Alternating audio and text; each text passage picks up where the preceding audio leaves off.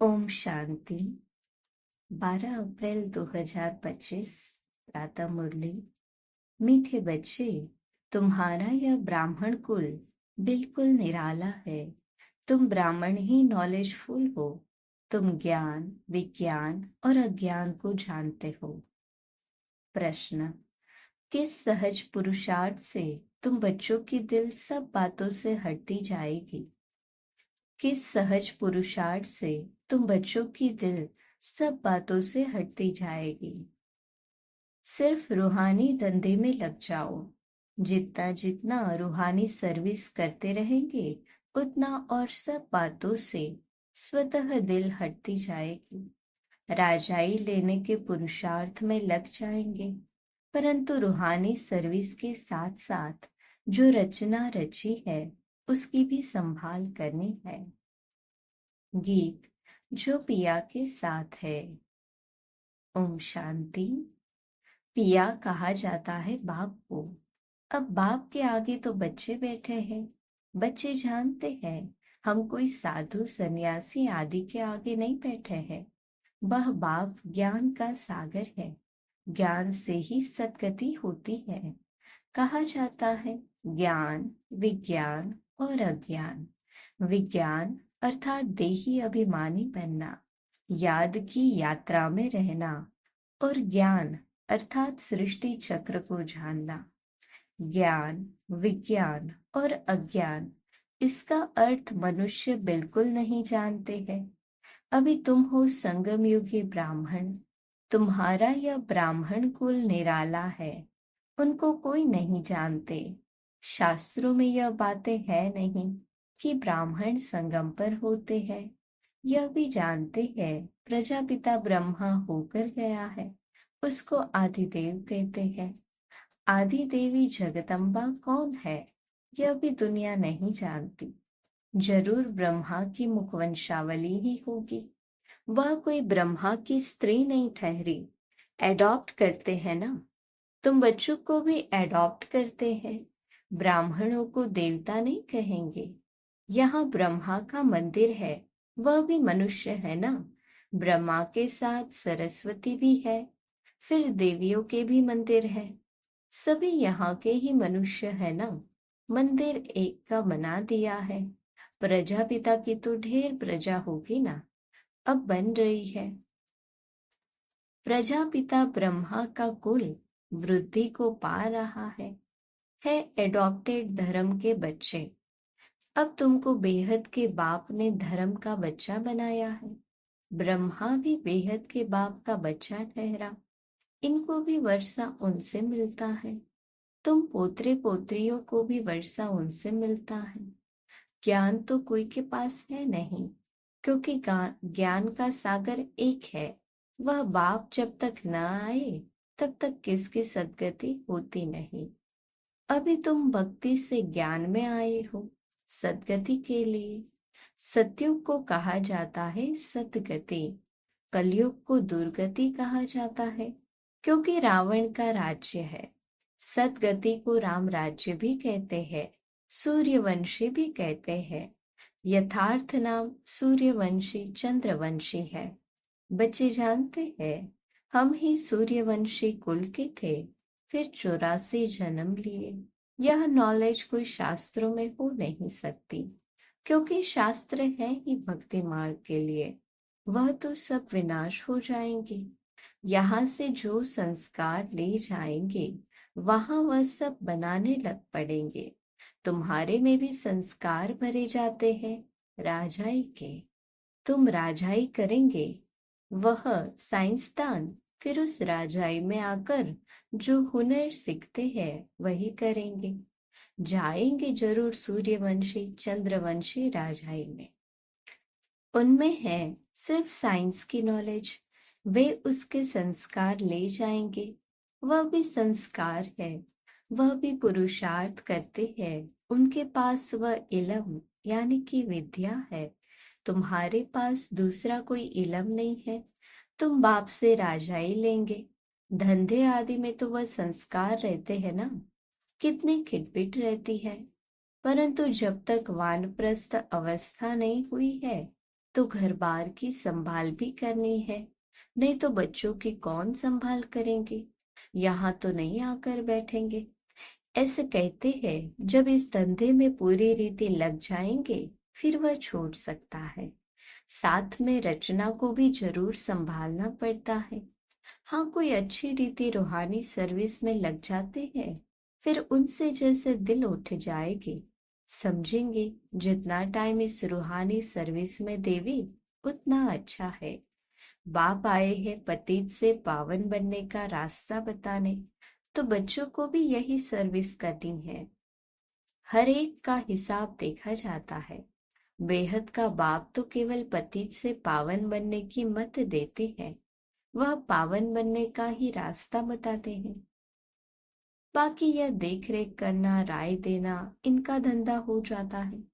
शिव बाबा कहते हैं मेरे से कोई बात धंधे आदि की नहीं पूछनी है। मेरे को तुमने बुलाया है कि आकर पतित से पावन बनाओ, तो हम इन द्वारा तुमको बना रहा हूँ। यह भी बाप है, इनकी मत पर चलना पड़े। उनकी रूहानी मत, इनकी जिस्मानी, इनके ऊपर भी कितनी रिस्पॉन्सिबिलिटी रहती है। यह भी कहते रहते हैं कि बाप का फरमान है मामे कम याद करो, बाप की मत पर चलो। बाकी बच्चों को कुछ भी पूछना पड़ता है, नौकरी में कैसे चले, इन बातों को यह साकार बाबा अच्छी तरह समझा सकते हैं। अनुभवी है, यह बताते रहेंगे। ऐसे ऐसे मैं करता हूँ, इनको देख सीखना है, यह सिखाते रहेंगे, क्योंकि यह है सबसे आगे। सब तूफान पहले इनके पास आते हैं, इसलिए सबसे रुस्तम यह है। तब तो ऊंच पद भी पाते हैं। माया रुस्तम हो लड़ती है, इसने फट से सबको छोड़ दिया। इनका पाठ था, बाबा ने इनसे यह करा दिया। करण करावनहार तो वह है ना, खुशी से छोड़ दिया। साक्षात्कार हो गया। अब हम विश्व के मालिक बनते हैं। यह पाई पैसे की चीज हम क्या करेंगे। विनाश का साक्षात्कार भी करा दिया। समझ गए इस पुरानी दुनिया का विनाश होना है। हमको फिर से राजाएं मिलती है, तो फट से वह छोड़ दिया। अब तो बाप की मत पर चलना है। बाप कहते हैं मुझे याद करो। ड्रामा अनुसार भट्टी बननी थी। मनुष्य थोड़े ही समझते कि इतने यह सब क्यों भागे। यह कोई साधु संत तो नहीं, यह तो सिंपल है। इसने किसको भगाया भी नहीं। मनुष्य मात्र की महिमा कोई है नहीं। महिमा है तो एक बाप की, बस। बाप ही आकर सबको सुख देते हैं, तुमसे बात करते हैं। तुम यहाँ किसके पास आए हो, तुम्हारी बुद्धि वहां भी जाएगी, यहाँ भी, क्योंकि जानते हो शिव बाबा रहने वाला वहां का है। अभी इनमें आए हैं। बाप से हमको स्वर्ग का वर्षा मिलना है। कलयुग के बाद जरूर स्वर्ग आएगा। कृष्ण भी बाप से वर्षा लेकर जय राजा ही लेते हैं। इसमें चरित्र की बात ही नहीं। जैसे राजा के पास प्रिंस पैदा होता है, स्कूल में पढ़कर फिर बड़ा होकर गति लेगा। इसमें महिमा व चरित्र की बात नहीं। ऊंचते ऊंच एक बाप ही है, महिमा भी उनकी होती है। यह भी उनका परिचय देते हैं। अगर वह कहे मैं कहता हूँ, तो मनुष्य समझेंगे यह अपने लिए कहते हैं। यह बातें तुम बच्चे समझते हो। भगवान को कभी भी मनुष्य नहीं कह सकते। वह तो एक ही निराकार है, परम धाम में रहते हैं। तुम्हारी बुद्धि ऊपर में भी जाती है, फिर नीचे भी आती है। बाबा दूर देश से पराये देश में आकर हमको पढ़ाए, फिर चले जाते हैं। खुद कहते हैं मैं आता हूँ सेकंड में, देरी नहीं लगती है।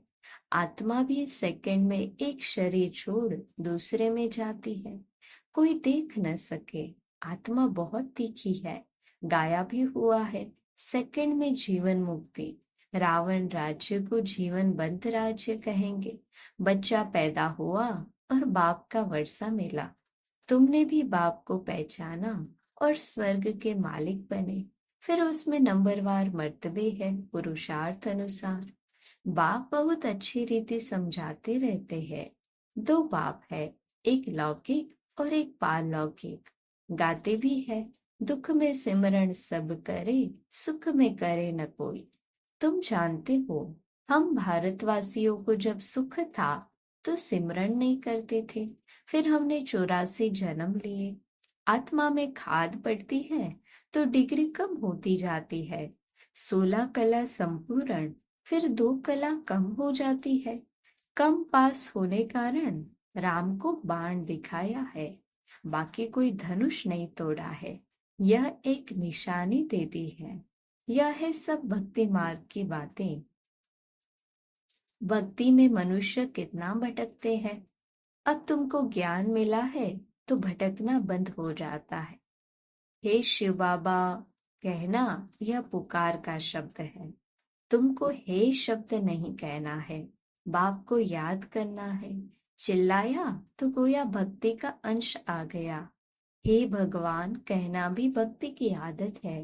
बाबा ने थोड़े ही कहा है हे भगवान कहकर याद करो।